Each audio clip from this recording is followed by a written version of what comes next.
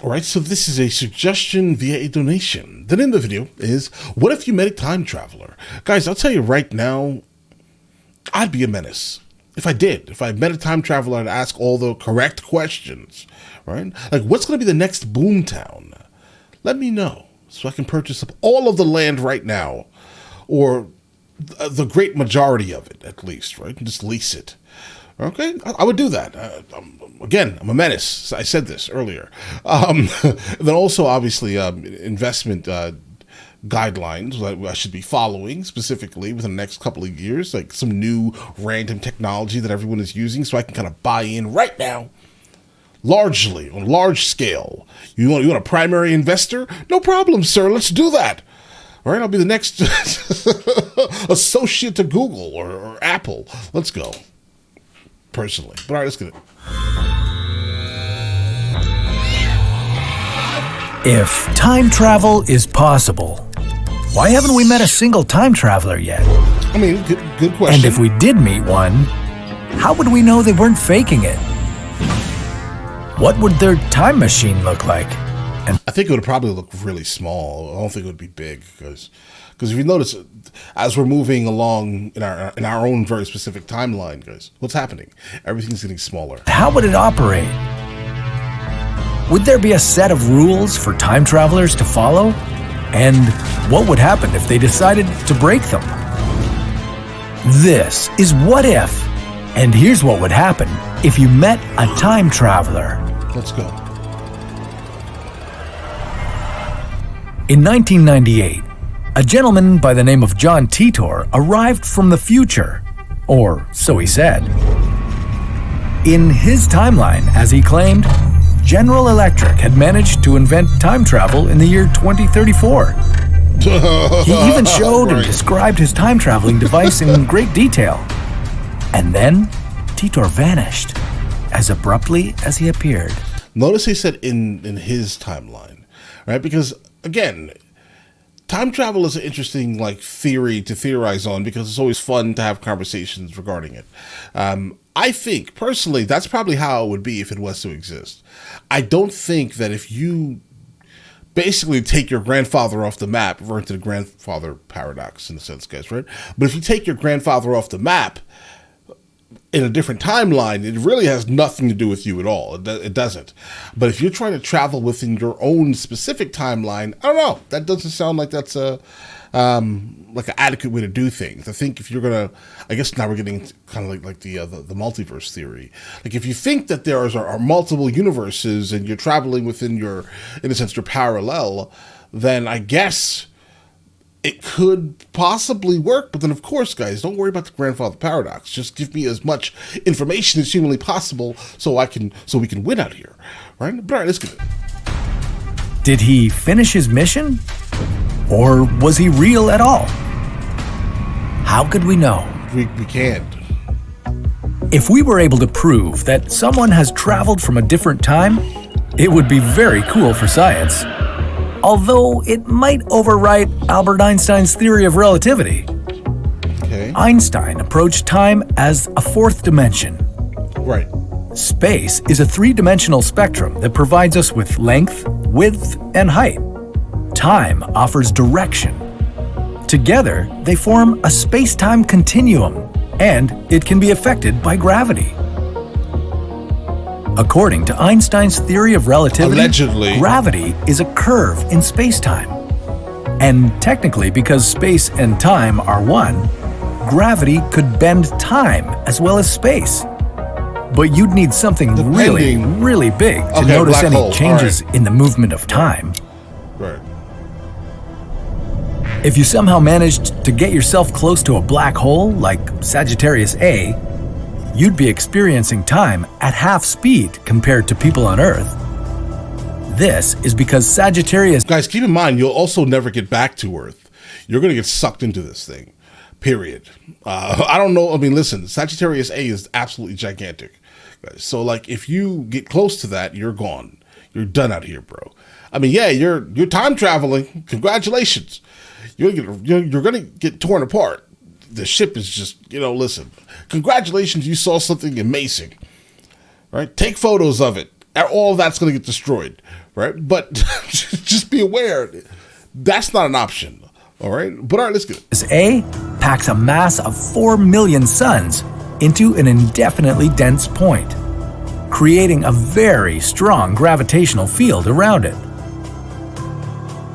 Another way to travel in time is to move really fast. The closer you get to the speed of light, the slower time passes for you. If you were a passenger on a train that somehow could travel at 99% of the speed of light, for every year you spent on the train, Like 250. 223 years would have 220. passed back at the station. That would make you a time traveler into the future. But what about traveling back in time, just like John Titor said he did? Bro, just go the other direction on the train. Fuck playing. Let's go. Titor claimed that this little machine is what made time travel possible in any direction. Okay. The C-204, as he called it, allowed him to manipulate gravity with the help of 2 microsingularities that were packed inside. You're walking around with 2 Okay, whatever. It also The future. All right. had gravity sensors to lock the machine and time traveler in a fixed place in space. Oh, okay. Titor had this machine installed in a car, pretty much like the good old time-traveling DeLorean did. Makes sense. But it would only take him as far as 60 years from his time. How would you know that Titor was actually traveling in time and not just making it up? I think that there are actually a couple of tests you can do, like based off of what is currently being pumped into the air, right? Like, seriously, you can test everyone that is around, like in a city. Like if you are from a random city, let's say Pittsburgh, right? You are going to have like markers, and for the most part, like in you, on you, everywhere around you, because you're from a time where the majority of the electricity or whatever's being pumped into the air, the pollution is coming from this very specific time. I mean, yeah, obviously the pollution is not just going to go away instantly, so you may have like a 10 years back and 10 years up, but you can basically tell if someone, for example, like zoom a body and then test them for like modern things. They're probably not going to have it, bro. If that makes any sense, guys. Like certain metals and minerals and things that are actually like in their hair follicles and those other things. I think that you can probably test someone from a different time and actually find out if they're actually from here or not. All right, let's get it. Maybe. Proving that someone really is a time traveler might be even harder than time travel itself. Okay. Time travelers could make predictions about the future, show their futuristic technology, or even undergo some genetic testing to support their story. Maybe the best way to prove time travel is real would be to take you with them on their next adventure. Yeah, but that's more anecdotal evidence. I mean, yeah, great, congratulations, you brought someone to the future. They're going to go back and be called crazy. Of course, there are easier ways to prove the possibility of time travel. In 2009, the world-famous theoretical physicist Stephen Hawking threw a party. Not just any party, but one to which only future time travelers were invited. Hawking didn't send off invitations until after the party. He believed that if travelers from the future arrived before the invitation was released, that would prove that time travel will become possible one day. He sat there, waiting for hours, but nobody showed up. That doesn't mean time travel is impossible.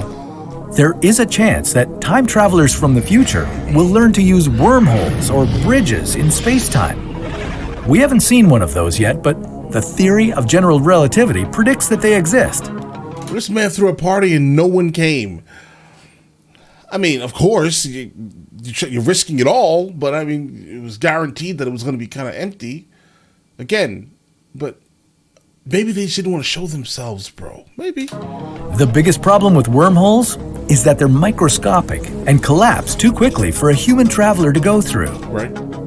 But maybe the reason nobody attended Hawking's party is that time traveling might not be that precise. Maybe the guests from the future did arrive, but they were too late for the party. Or maybe going back in time is strictly prohibited for time travelers.